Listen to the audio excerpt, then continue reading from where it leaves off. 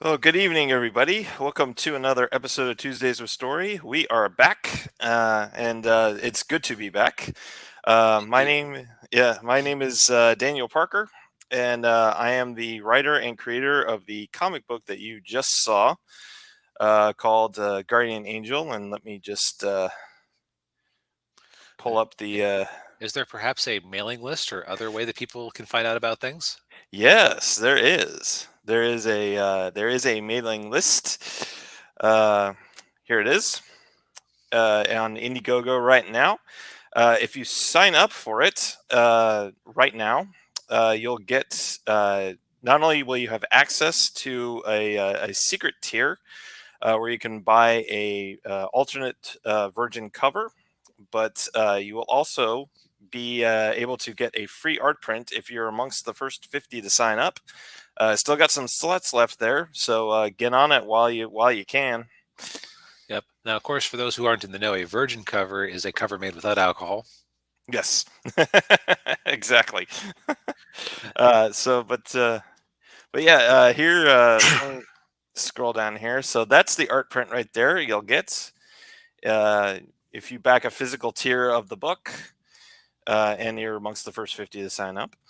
And yeah, so very cool panels here, cool action, lots of neat stuff here. So, but yeah, that is that. So sign up for it today. Link is in the description down below. And of course, joining me as always is my partner in crime right here. Good evening, everyone. I'm Darth Bobcat, aka DB Fastbinder, author of Confessions of the MAGPIE Wizard, among other stories. And this week, the thing I'm going to shill is I've actually finished posting a book in its entirety, so it's actually up for free as we speak. Oh, cool. That's that Rose spinoff book. Oh, yes. Let's see. Do you have a link for that? I'm doing it Uh, live here. I don't know if I have it on me right I'll now. send it to you in the Streamlabs. Okay. All right. Put that up here.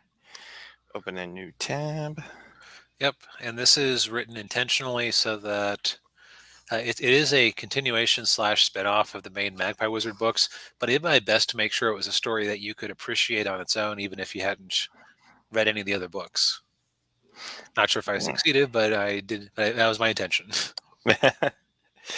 Okay, come on. If my computer will load. But basically, imagine a blonde woman in like a military uniform, kind of going like and making as a storm rages in the background. There's your cover. Yes. It's called Saga of the Storm Wizard. Okay, here we go. There she is. There she is. Yep. Yeah. So, but if any of you can guess,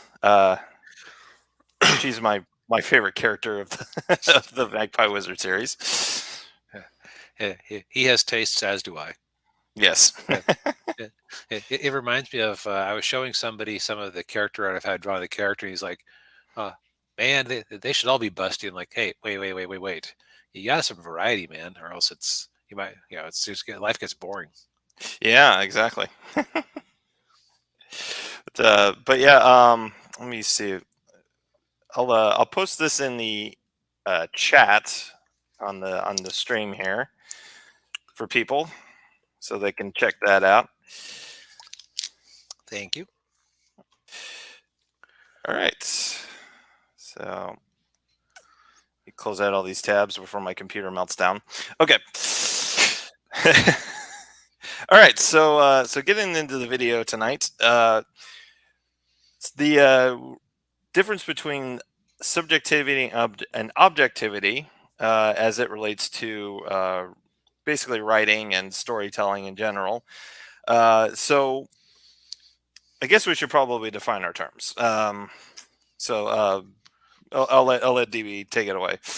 Yep. So in this case, subjective is a ranking or assessment based on the experience of a particular person viewing a story or other, really anything.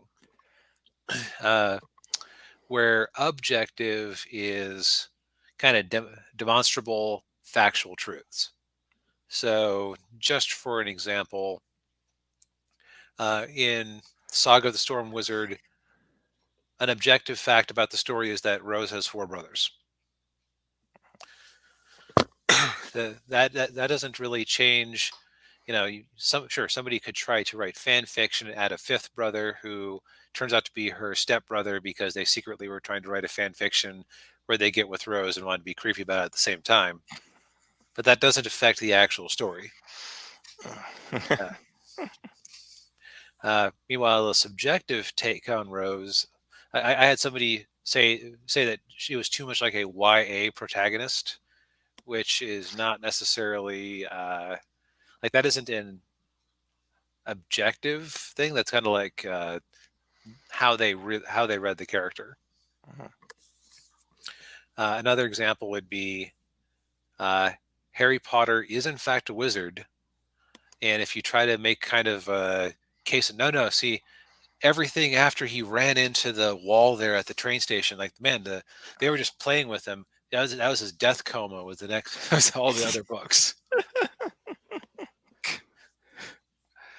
There were no wizards there. They were just playing a mean trick on him, and it went horribly wrong.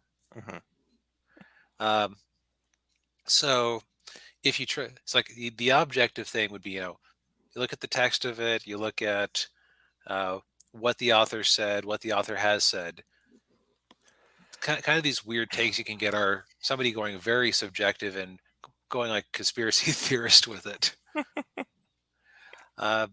There's also there's objective standards of storytelling, which are things that it's not quite like 1 + 1 = 2 in terms of being 100% true out there in reality.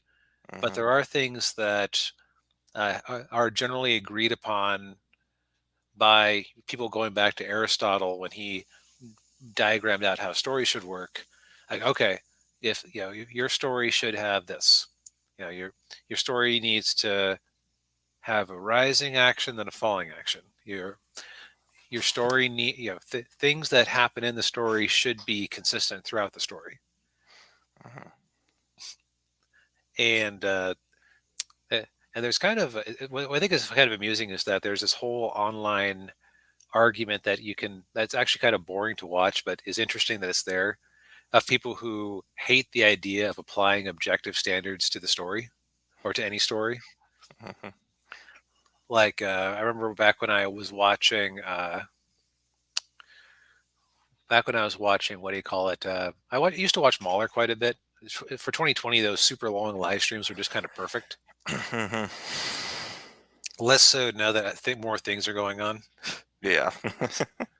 But they'd be watching somebody, and like there was some guy named something Greedo who wore a stormtrooper helmet to do his Star Wars videos. Yes, but how did The Last Jedi make you feel? Well, it was kind of his, or like another guy who they were commenting on. I can't think of anything less worthwhile than debating the merits of literature online. Like, but you're making a video about it where you're making a case about a piece of literature. Yeah. Yeah. How did The Last Jedi make me feel? Well, it made angry. Angry. Yeah, it made me want to fly out to LA and wring Ryan Johnson's neck.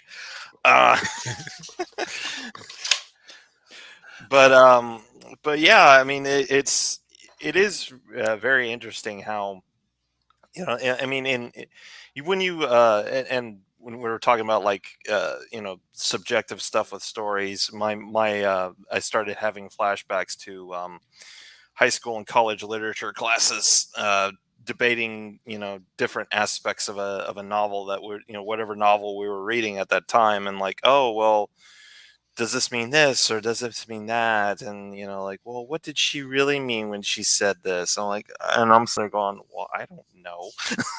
I don't know. Emily Bronte isn't here to interview to ask. Yeah, I don't know what was going through Jane Austen's head when she wrote that sentence.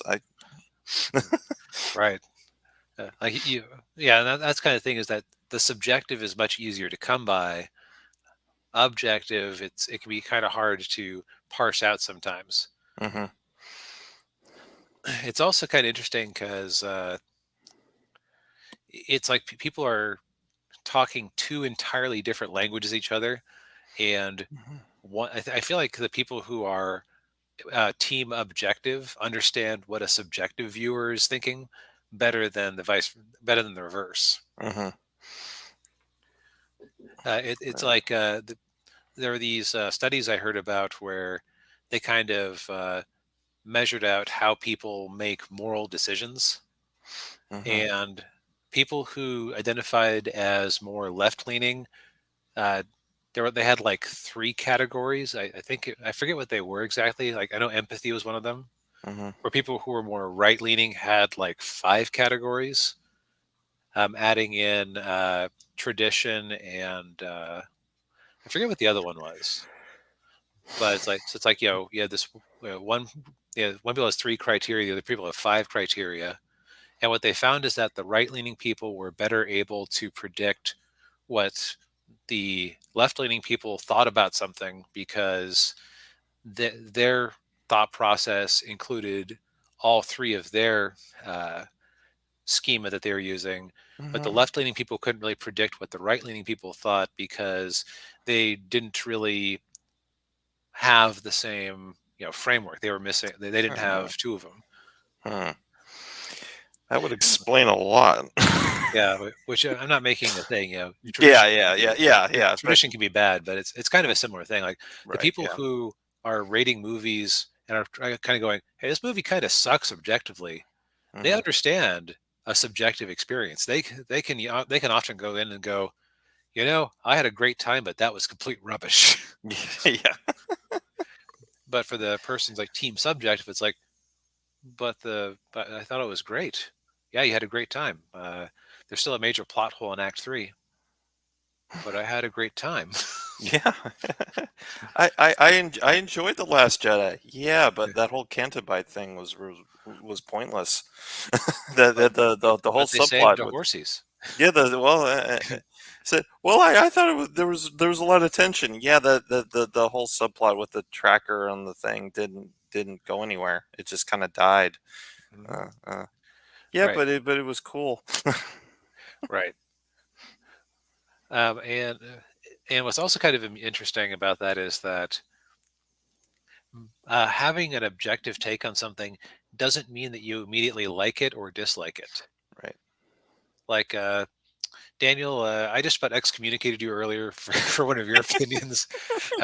Go ahead and confess to the congregation here and tell us what Yes, forgive me for I have sinned. cinema sinned. Yes, I've committed a cinema sin. I did not care for Jurassic Park. I didn't like it. It just yes, it's an amazing the effects in the movie are really great, and all the with all the dinosaurs and everything that's going on, but it just didn't do it for me. Just I thought it was a little uh, too many effects and not enough story, and it just kind of like Mhm. for me it was just Right. Whereas I have the correct opinion, which is an oxymoron. I think it's a great example of a thriller movie. Mhm. Although you can pretty safely skip every single sequel they ever tried to crap out of that Ye- series. yeah, yeah, Maybe number two, just for like the T Rex scene at the end where it's wandering around San Francisco or wherever. yeah, and I will say, and I, yeah, and you can definitely skip the third movie. Oh God, a friend and I rewatched the whole series a while back. Oh, the last the sequel to Lost or to Jurassic Jurassic World. World hadn't come out yet. Yeah. So I was spared that, but when we hit number three, my overall thought was I had watched it at a friend's house once, and I thought we must have wandered off in the middle of it or something, or like I'd gotten bored or whatever. Because like that movie is just over like that. Because Yeah, like it in my is. memory, the movie was just extremely short. It's only a 90-minute movie. Yeah, Yeah, and it ends just really quickly. They all the military people show up at the island, and then problem solved. problem solved. Yeah. Like the only interesting part of the movie was when they had the bit with the kid who was surviving by, like, oh, I had to cover myself in dinosaur pee so the raptors couldn't smell me, and like that was cool. But that scene also lasted a minute. Yeah. Well, when Sam Neill's having the nightmare with the talking velociraptor, That like, was just hilarious, it's but just- but not in the way they intended. yeah, Alan. And actually, speaking of unintentionally hilarious, one of the great examples of movies that kind of prove, okay, there's some sort of standard out there is Mhm. The Room. Yes. Like most people are willing to admit that The Room, like, you know, you have to have completely given up on any sort of standards in order to go, well, okay, fine. The Room is an unimpeachable work of genius.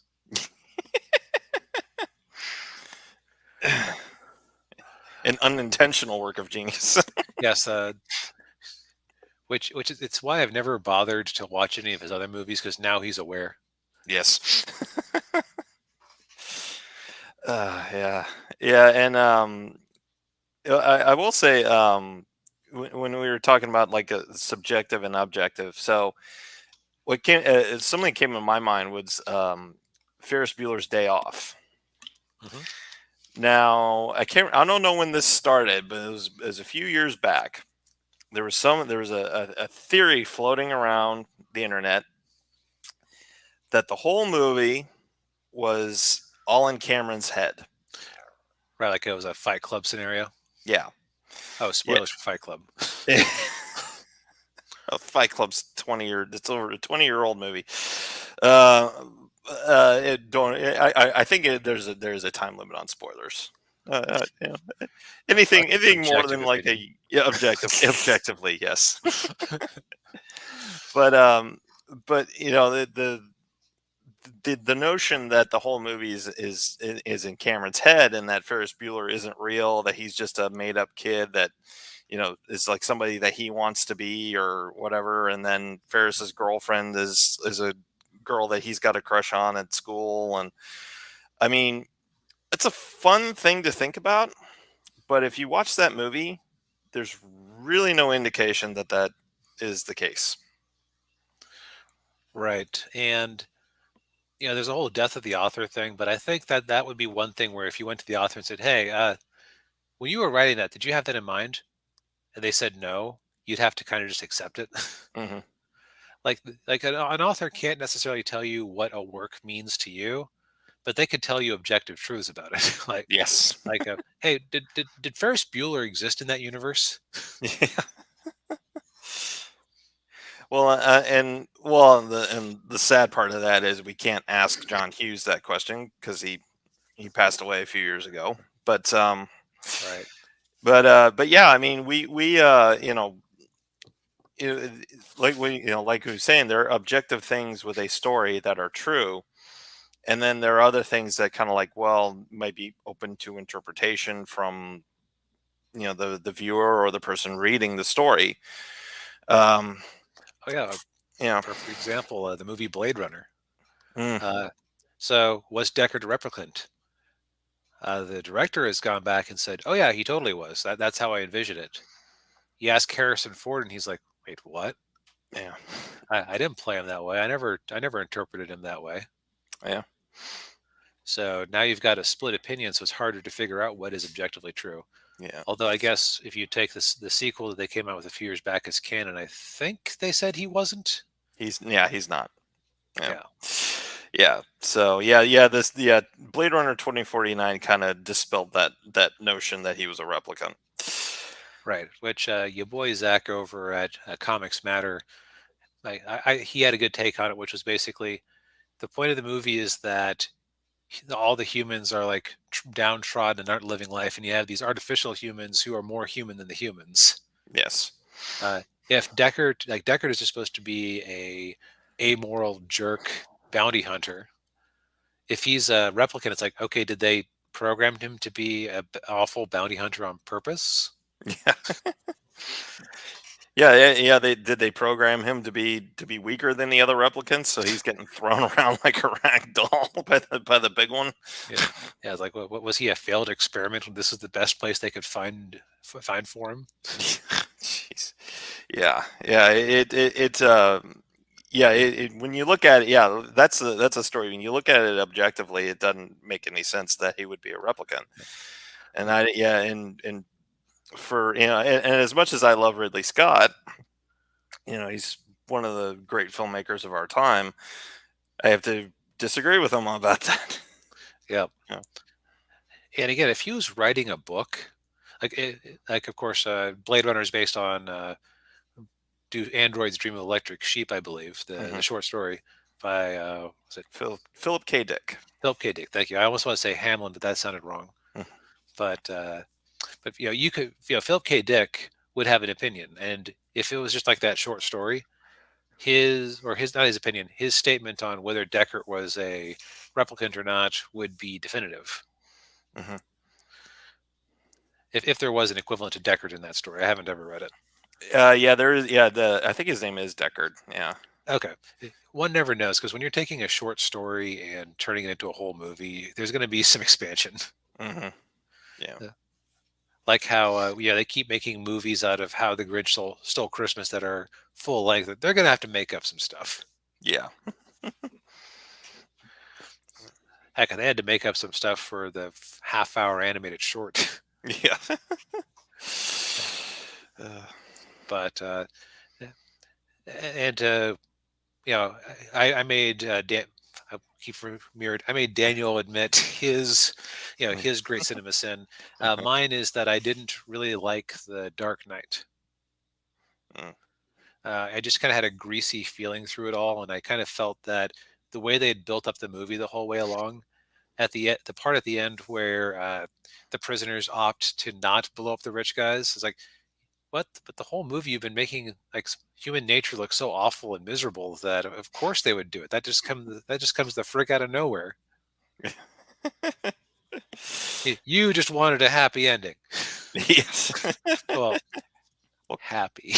Yeah, happy. The Dark Knight was not a real happy ending.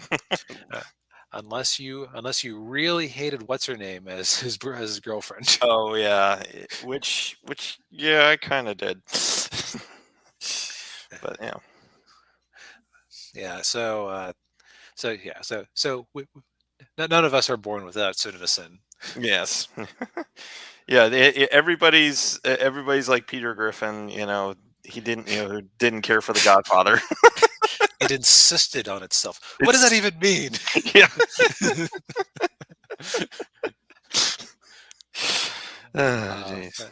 But like, I can't say that movie isn't well made and written. Mm-hmm. And if somebody said, "No, what are you talking about? That was totally set up. That was a perfect example of the resiliency of the human spirit, and how the Joker was wrong and Batman was right about people." It's like, okay, it didn't sell me, and I haven't seen it since I saw it when it was in theaters. So maybe I'd watch it today and have a different take on it. Mm-hmm. Oh, and another great example. And this was like one that launched a million video essays. The Man of Steel, when as a kid Clark saves that busload of kids, and his dad says, "Hey, you can't be using your powers like that," and Clark says, "What was I supposed to do? Let them die?"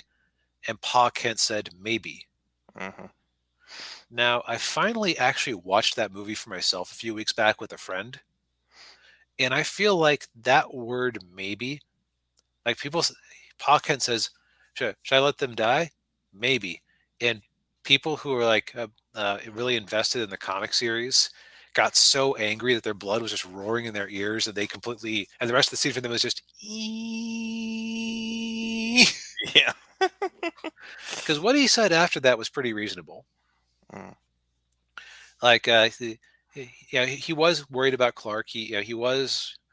You get what he was going for. Just David S. Goyer isn't a good writer, and Zack Snyder is not great at expressing himself and punching up dialogue. Yes. So it's like it's structurally, it's like, okay, his concern is for his son, which is totally reasonable for a dad, and what Clark is would change the world completely. So you understand him wanting to keep it under wraps as long as possible, but that word maybe, man, uh, Yeah. it united reviewers on as far side of the divide as Mahler and Linkara.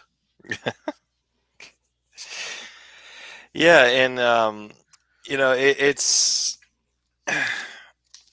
and I think too, yeah, like you were saying, like anytime you take an you have established characters like that, and you've already you know who they are, you know their moralities, you know who they are and everything, and then you throw something in like that, Hmm. that can get a lot of people very agitated.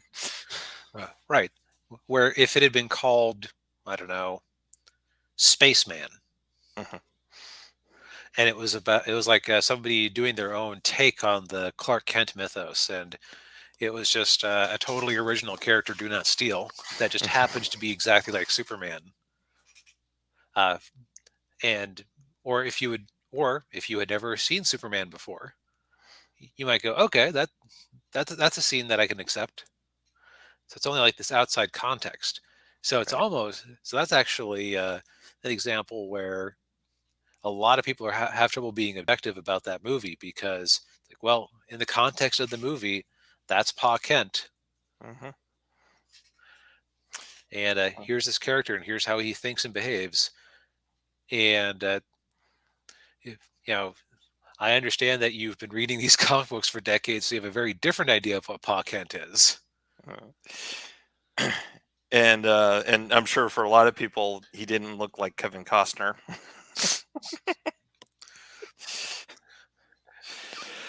Yeah, um yeah, but but yeah, it's like people who I usually think are pretty reasonable.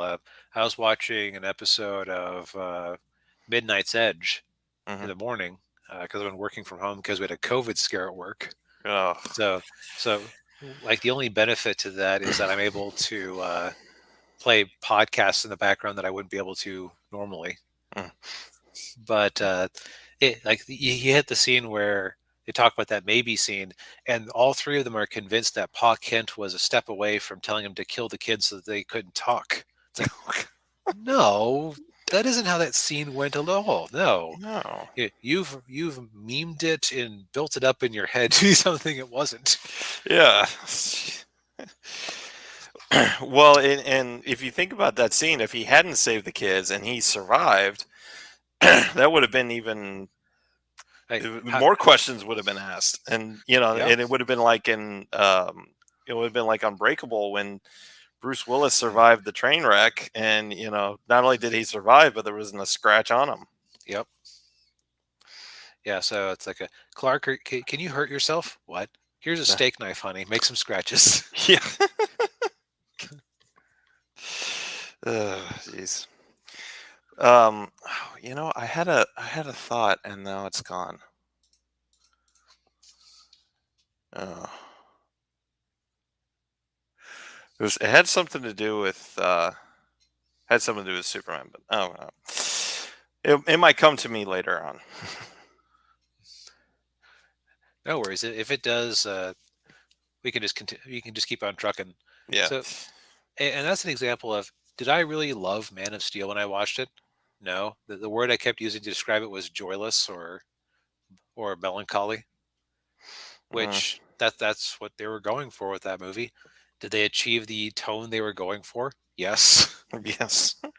Is it the tone that I desire from a Superman movie? No. That's like the tone I would want from like a Batman movie. But Superman I see as like being the more hopeful and optimistic franchise. But is that a that is honestly a subjective take.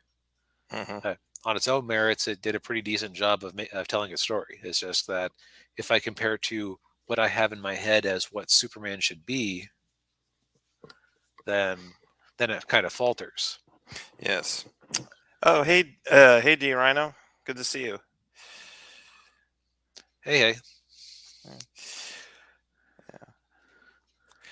But um, but yeah, it's you kind of have basically when it comes to like things that are objective with a story are just they're matter of fact, and you can't change it no matter how much you might dislike it. It's just how it is. And then subjective, you basically just see what it is, see something for what you want it to be, and then leave it at that. It kind of reminds me of uh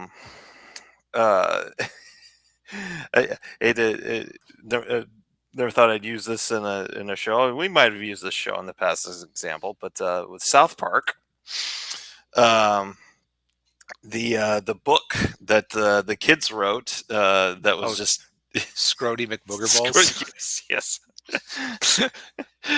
When everybody's reading it and puking their guts out, but they're like, "Oh, this book is brilliant," and everybody has their own opinion on what the book is and the meaning behind it and everything. But in reality, the subjectiveness of that book. But in reality, it was just four kids being as gross as they possibly could. Yep. And then Butters tried to make his own version. Yeah, it The just poo didn't. that took a pee. Yes, and it didn't quite work. No.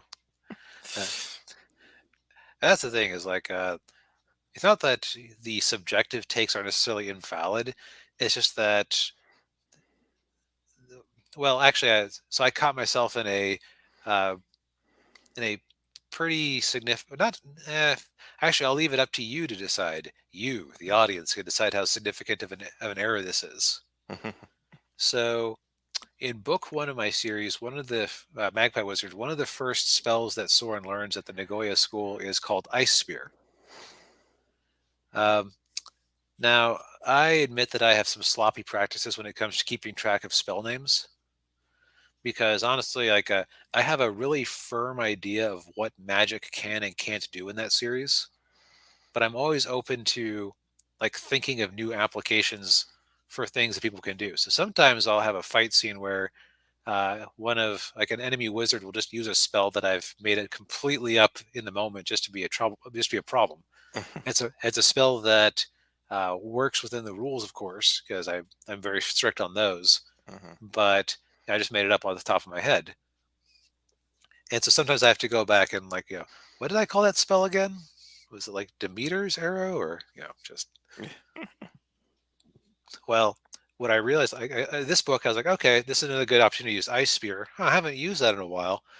Was it Ice Spear or Icicle Spear? So I go back to book one, and I realize that on two occasions, the spell is actually called Ice Spear, but on two different occasions, I had called it Icicle Spear. And then in books 2 and 3 and 4, I did. Thank you, Control F. That was the best invention ever. Every other time, it was always Ice Spear. So there are these two times in book one where I called it the wrong thing. Now that is an objective flaw. And so if you want to kind of take the ManDB kind of screwed up there, which I do intend to fix it on future editions now that I know it's there. But it's like, okay, so this is an objective screw up. You called the spell the wrong thing twice. Guess how many people complained about this in comments on Royal Road and Amazon reviews and everything? 0. 0, because that kind of nitpick objective screw up did not impact their enjoyment of the series at all. So you can have an objective flaw that you go, okay, that's such a minor thing though. It's kind of lame that he didn't notice, but on the other hand, it doesn't completely destroy the Yeah. rest of the quality. Yeah. Yeah, and if people are enjoying it and don't notice it, Hmm. no harm, no foul, as they say. Now, on the other hand, if I had a bit where Um, yeah, see, D Rhino has even been pointing out some typos he's been spotting as he's been going through book one for the first time, and Yeah. that completely flew over his head too because it's a very subtle error that's hard to notice. Yeah.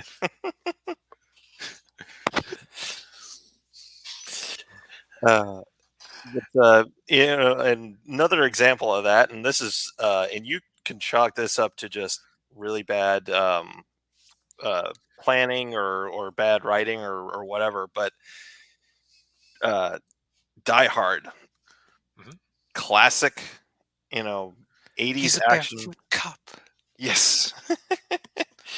It's that okay. There are two things with Die Hard that I'll mention. So one of the things that happened when they were making Die Hard was that they hadn't completely finished the script yet, Mhm. and so the beginning of the beginning of the movie, you see all the bad guys getting out of the back of a like a parcel truck, Mhm. and and then at the end of the movie, so the entire time they're trying to figure out, okay, well, what was their grand scheme? How are they gonna get away? And so they came up with the idea of an ambulance being in the back of the truck, and then Hmm. they all get in the ambulance and drive away. The problem was when they filmed the scene where the bad guys are getting out of the back of the truck, there's no ambulance there. I was gonna say, I think I could see where this is going. Yeah. So they so after they make the movie and they're doing a test screening of it, they see it and they're like, "Oh no, we just messed up big time." And the director of the movie, John McTiernan, said, "Whatever, don't worry about it." And sure enough, nobody noticed and nobody cared. Yep. Yeah. And if you noticed, you just chalked it up to, eh. Yeah, yeah. So objectively, that was a really big mistake. It was a big plot hole. But subjectively, people didn't care because Bruce Willis is running around shooting bad guys, and Messing up and his feet. messing up his feet and blowing the building up, and having good uh, good guy bad guy dialogue with Alan Rickman. I mean, Yep. yeah. Uh, Um, uh, the other thing with Die Hard is with subjectivity is Die Hard a Christmas movie? that old debate. Yes. The- See, I've only seen Die Hard once, although I was an adult at the time. Hmm. Um, if you had asked me afterwards, "Hey, DB, what time of the year did that movie take place?" Mm, I would have probably shrugged and said, "I don't know. Didn't see any snow on the ground, so maybe spring or yeah. fall." Well, So it's like I am because firmly in team, not a Christmas movie. yeah, I am too. Yeah, and I know for a lot of people that's not gonna, a lot of people don't like it, but for it to be a Christmas movie, it has to embody the spirit of the holiday. Right. Or at least it has to comment on it in a meaningful way. And Yes. now, for some people, it being technically set at Christmas and him reuniting with his ex-wife at the end, yeah, see that's technically enough to make it a Christmas movie. Yeah. But now, I no. No, no. Yeah, and but but yeah, it's what was I gonna? But yeah, well. And the other thing too is it wasn't released at Christmas. It came out in the summer. Well, it's just Christmas in July, you bigot.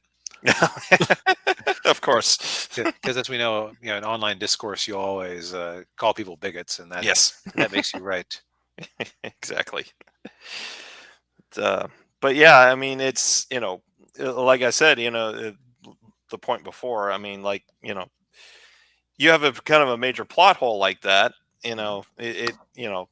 Sometimes that can do ruin a movie, but in this case it didn't because I think in that instance, since one scene happens at the beginning of the movie and the other scene happens at the end of the movie, Right, nobody really cared. right. You've long since forgotten what the inside of that truck looked like. Hmm. Um, and the other thing is that I forget it's pretty unambiguous, right? You get such a good look at the inside of that truck that there's absolutely no angle that you could possibly be looking at it wrong. Right, exactly. Yeah, yeah. So yeah, that's a pretty meaty flaw right there. Yeah, But it's also like it's like, okay, fine, I'll go along with the ride with you, because yeah, stories are ultimately a shared hallucination and a lie. So yeah. That's true. Well, uh, and to put a little perspective on it, the guy who wrote the screenplay for Die Hard is the same guy who wrote and directed Street Fighter. So and that was also a flawless movie. What are you talking about? yes, objectively really bad movie, but subjectively you can get a lot of Amazing. enjoyment out of it. Yeah, like Raul Julia being M. Bison was one of the greatest performances ever. Yeah, oh yeah, yeah, Considering the guy was dying of cancer and in constant pain, yeah, he yeah. he elevated this stock cartoon villain by being even more stock cartoon Cartoon, villain than the cartoon. yes, For me, it was a Tuesday. yes, yeah, yeah. Dean Rhino, it is hard to be consistent, yeah, all the time. Yeah, just Yeah, especially when you get deep into a story. Yeah. right. Like I mentioned, my habit of making up spells as I need them. Mhm.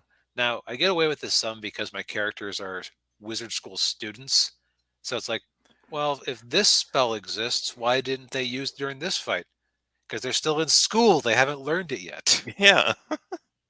I've actually made a point of some of the spells that I have the students use in this book, or like that other people are using. It's like, I'll actually have a character comment. Well, they probably didn't teach you this in first year, but Yeah. Yeah. like Well, I introduced this yeah. whole magic concept, and it's like, So I've always had, like, when a character casts a spell, there's a bunch of sparks when the spell dissipates. Hmm. In my mind, that was always just like pyrotechnics. But then I actually came up with an application for it where it's almost like background magic radiation that you can detect, Oh. because I wanted to make life dangerous for Soren, because we're going to try to detect some demon magic when he had just cast a demon spell to do something. Yeah. Um, I and was- so it's like I came up with this whole idea of magical residuum, and it's like that doesn't violate anything I've ever done, and it's actually used for those sparks I've been writing for 4 books. yeah. So, but I'm sure if somebody went back with a fine tooth comb, they're like, well, here's a perfect application where they could have been searching for residuum. Mm. Yeah. Yeah. It's the other thing too, with with Magpie is, they're kids. I mean, legally adults, but they're kids. I mean, they're in their Right. late teens, early 20s. So, when you think about, when I was that age, and when we were all that age, Mhm. we didn't always think things through, and we weren't, all that sharp at times. Right. You didn't always do the optimal thing. Right. That was actually a thing I wrote last night, where Soren gets impaled by this magical arrow spell, and he's like, "Now, technically, it wasn't the best play for them to shoot that arrow at me, because this spell would have just completely torn my leg off, or this one would have taken a bigger chunk out of me because it was like a round sphere that would have just shot right through me. That Hmm. spell is really best for for Yeah. piercing armor." Yeah. However, at the time, I didn't have the distance to appreciate that, and I was just noticing that I'd been shot in the ass with an arrow.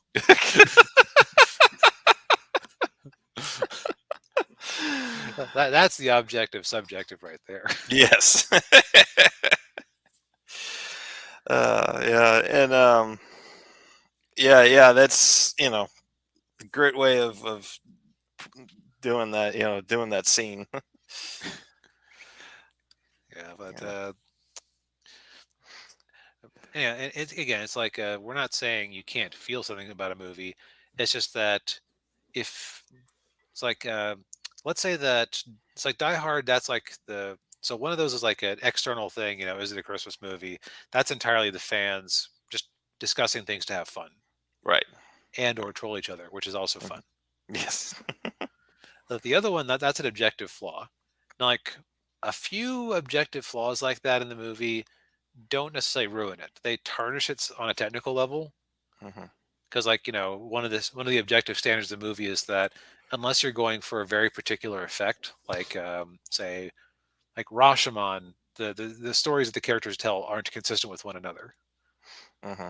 But outside, or you have some mind-bending movies where you'll have intentional inconsistencies to like reproduce a psychedelic or dreamlike state, right?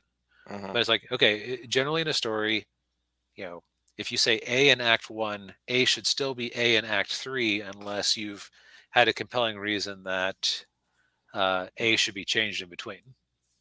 Mm-hmm. Like, if in the first movie of the Die Hard series, I don't know, the cop who went on to be on Full House said, oh, I used to be in the Marines. Let's say he came back for movie two. It's like, oh yeah, man, I used to be a Wall Street broker. Never held a gun before I became a cop. Yeah. And then movie three, oh, I got this, man. I got this, John. I used to be I used to be a computer programmer at IBM back in the day. I can hack this mainframe in a minute. Like what? Yeah. Especially if in movie one, if you'd had him say, "Oh yeah, I was a Marine. I was never into this technical stuff," and then then movie three, then he used to work for IBM and could hack that mainframe. Yeah, and then and John McClane would be like, "What the f are you Yeah. talking about?" He's like, "Go." Yeah. Yeah. So now that's not to say you couldn't make something interesting out of a character like that who was so inconsistent, because if that was an intentional inconsistency on the writer's part, Mm-hmm. you could like okay, what's really going on with this guy? Because Yeah. his stories are full of holes. Uh, but if it was just lazy writing where they never bothered, like different screenwriter never bothered to look at what they did in the previous movie, Mm-hmm. then you got issues like that. Yeah. That's an objective flaw that starts to decrease the enjoyability of things. So it's like one missing ambulance is one thing, Mm-hmm. but if you have a script that's full of missing ambulances and things just happen because they happen, and it's designed to make you feel a particular way, and they want you to ignore it because of the cool special effects, Ryan Johnson, Yeah. which you are good at setting up, but you're not great at paying off. Yeah. Jeez. Yeah. Yeah. It's yeah. We can people will be forgiving of certain things if it's if it's like pretty minor, or it's like, okay, it's it is what it is. But if you keep like, yeah, but like DB said, if you keep doing that over and over again, Mhm. you're gonna lose a lot of people really fast, and then all of a sudden you're a hack who doesn't know how to tell a story to save his life. Yeah, it's almost like well, your boy Zach talks about how if you're being funny, you should try to be like 80% as funny as you are. Hmm. It's like you have to figure out, okay, how funny am I personally, and how many jokes can I tell in a night and not be tiresome? Hmm. And then you stay in your lane. If you're good for 3 jokes over the course of the night, then you tell 2. If you're if you're good for 20, you tell like 16. But because like any failed joke is like it's like losing credit, and Yeah. a successful joke is winning credit. Like you're uh, the script is kind of the same way, like the ambulance thing. So like that's the start of the movie. There's nothing to compare it to, and you earn credit. Oh man, and his shoes are off, and he has a scene where he's actually talking with Alan Rickman. He doesn't realize it's Alan Rickman, and Hmm. he has his fight scene, and he messes up his feet and falls off the building. And oh man, it's kind of weird that the ambulance wasn't there in the first scene, and you lose a little bit of credit. Yeah. You're still batting like a 95. So Yeah. Yeah. Yeah. And yeah, and but like, I'm trying to think of a movie where it was just like, well, okay, well, not necessarily the movie, but a TV show. So Mhm.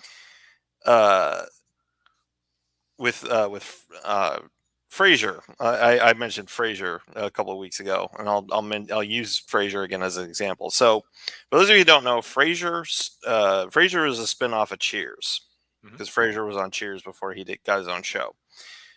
When he was on Cheers, he talked about his father, and he said his father had passed away, and and but then when you watch Frasier, his father is very much alive. Hmm. And they brought that up in an episode where Ted Danson's character guest starred on the show, Hmm. and Ted Danson mentions that he said, "Well, Frasier told me you were dead," and and his dad's like, "You told him I was dead," and Frasier's like, "Well, we had that argument, and you called me a stuffed shirt, and so, so they're able to get around that one. Yeah, you can have fun with with little inconsistencies like that. Yeah, yeah. Now, a franchise where if you have any sort of inconsistency at all, the fans are going to rip you apart. And if you're playing the Tuesdays with Story drinking game, take a shot because I'm mentioning Star Trek. Yes. uh, Oh yeah, you have very different fandoms. Like being a Simpsons fan is a very different experience from being a Star Wars fan. Is a very different experience from being a Star Trek fan.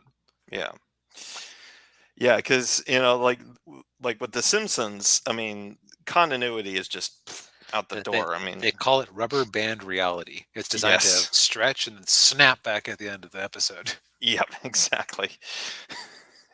Exactly. I mean, when you have a show that's been on for 30 years and the characters have not aged a day, Homer and Marge started out as boomers and now they're millennials, Yeah, that's right.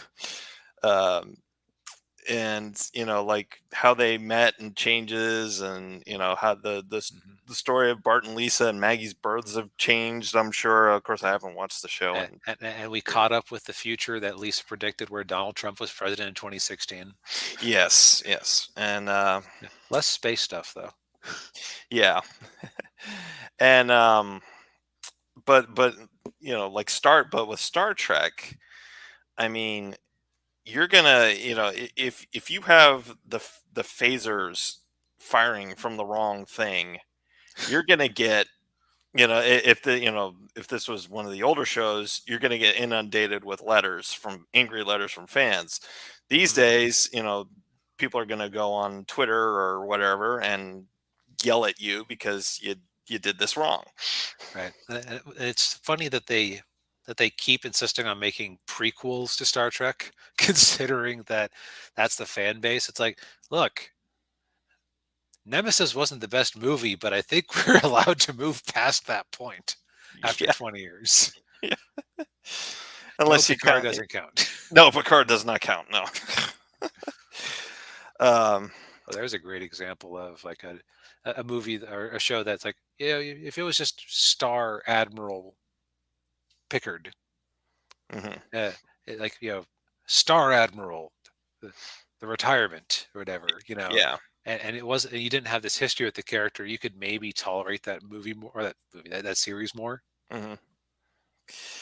But yeah. But since they decided to completely emasculate Jean-Luc Picard, yeah. But I finally remembered what I was thinking of earlier. So take I'm going to go into the realm of horror with the Halloween franchise. Oh God. I know, very inconsistent continuity, but Yeah. Did they keep making up cults and cultists and things like that? Or am I yes, thinking? Okay. yes, yeah, and they did voodoo with Michael Myers, but anyway, so they did the first two Halloween movies, which John Carpenter was involved with both of those movies, and both of them had Michael Myers in them. Now, then they did Halloween 3, Season of the Witch, which had absolutely nothing to do with Michael Myers. Right. The idea was, oh, Halloween isn't about him. It's a horror anthology series. Exactly. And now, unfortunately, a lot of people. Now, I haven't watched Halloween 3 yet, But if you take that, but I have a feeling if you take that movie on its own and not really view it in the context of the other two Halloween movies, it's probably not a bad movie. It's probably got it has a story. It's got everything that you know would want. Maybe what would want to see in a horror movie. But since it's called Halloween 3, objectively, from an objective standpoint, people have already associated Halloween with Michael Myers. Hmm. So when you make a Halloween movie without Michael Myers, people aren't going to like it, Right, and they're people going to didn't feel like it. ripped off. Right, exactly. And so a lot of course, and from but subjectively, a lot of people, and there are probably quite a few people out there who enjoyed Halloween 3, despite the fact that it didn't have Michael Myers in it. Right. Right. So it's like, is it an objective flaw? Well, if you assume that the identity of the series is being about Michael Myers and his life, then yes, a movie called Halloween that has nothing to do with him is objectively flawed. Hmm. If you go along with it, it's like it- maybe if Season of the Witch had been the second movie in the series, because then it's much easier for you to go, oh, it's a horror anthology series. We're going to come up with a bunch of different concepts and just kind of unite them under this heading. Hmm. So just calm down. Maybe you'll even see Michael Myers in the fourth movie. Yeah. But no, when you have two, if you're gonna make a horror anthology series, if you have two in a row that are about a particular character, you're building an expectation. Yeah. Yeah, and especially when you bring back the Doctor and Jamie Lee Curtis into the second movie.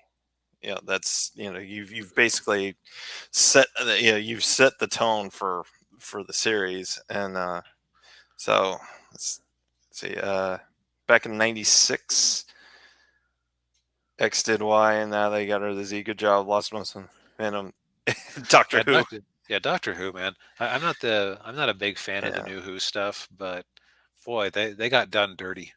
Yeah, yeah, at least they didn't say that Luke was never a Jedi. yeah. Oh yeah, yeah. It's just yeah. Great way to destroy a franchise. And yeah, I agree. Yeah, Yeah, yeah, people would probably feel yeah. differently about a movie that was just called Season of the Witch. Hmm. Yeah. Well, look, we're getting near the end of the show. We can field any questions anybody might have. Well, let's put a period on this for then we'll open up to questions. Okay. So I think what we're getting at is that um, a lot of the objective subjective debate online is kind of people talking past each other a lot of the time, just Hmm. because it's like nobody's saying you can't enjoy a movie that I find to be flawed and awful. But if we're talking about that movie and I say, well, I'm going to just but Steve was basically a serial killer because those people on the bus didn't do anything wrong. Yes, but Steve had to save his family. But Steve still killed a bus full of people to save his family. That's more, at least morally questionable. But his kid was, we loved his kid. We set up the relationship so lovingly early on. We had to save his kid. It's like, okay, you're a sociopath. Gotcha. Yeah. Ends justify the means. Yes. Uh, so it's like I think it's just recognize the conversation you're having, Hmm. and recognize what kind of thinking you're dealing with if you're having an online debate about something. Hmm. Also, maybe don't get too caught up in arguing with strangers on the internet. Yeah. Yeah. It won't do any good, and it'll probably ruin your day, ruin your week. Yeah. Uh, The rare thing is when you can find somebody who's fun to debate and will actually that's the other thing about understanding what's objective versus subjective. You can have much more interesting conversations because you aren't talking about X while the other guy's talking about Y. It's hmm. like, yes, right. I get it. It's cool that you loved this movie, but that busload of people, Yeah. I couldn't sympathize with Steve after that, Yeah. and he never suffered any consequences. Yes. Yeah, yeah, yeah. It's yeah, and yeah, yeah, and I guess for me to close it out, like um, saying yeah, like you're saying, saying something is objectively, either good or bad, uh, doesn't necessarily have to take away from somebody's either enjoyment of something being bad or somebody not enjoying something that some people that is considered good. It's just we always see you always hear the saying art is subjective. It's very that's true. You know what some people will enjoy, some people won't, and it's there's nothing wrong with that. Yep. Yeah. But at the same token, if the work that you're enjoying is really flawed, it's actually good for the author to know what the flaws are, just so they Hmm. can actually try to improve. Because man, if they could, if that guy wrote that compelling of a story where he had Steve kill the entire busload of people to save his family, Hmm. uh, just imagine what that author could do if he was remembering basic morality Yeah. and how the audience would respond to that. Yeah. Because it's like one of the great either Mahler or Rag said it on this show. It's not like having a consistent plot would ruin your emotions. In fact, it would only help. Yes. Yeah. Uh, all right. Well, Q&A time for Yep. anybody. If anybody watching, you got something to ask us, and it's uh, it's an open floor Q&A, I guess. So open forum or whatever. So if you've got any question you want to ask us, feel free to ask. It doesn't necessarily have to be on the topic. Yep.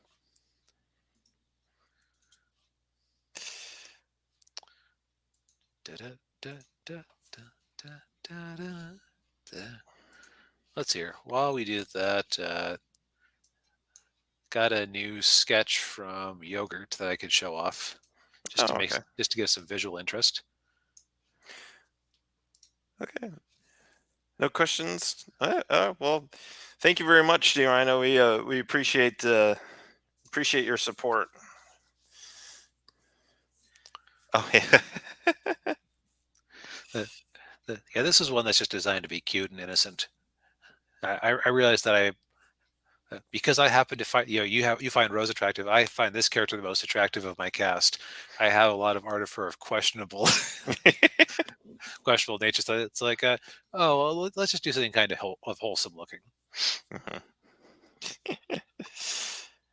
Yes, very wifely, housewifely. Yes. Yeah.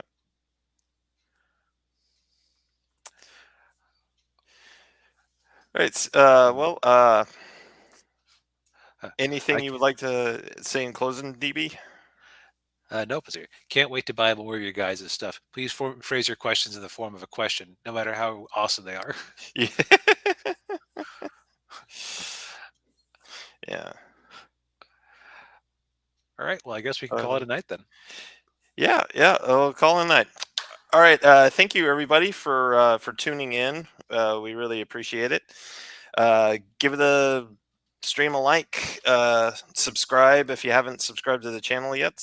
And Hit the bell button for notifications. yes, that too.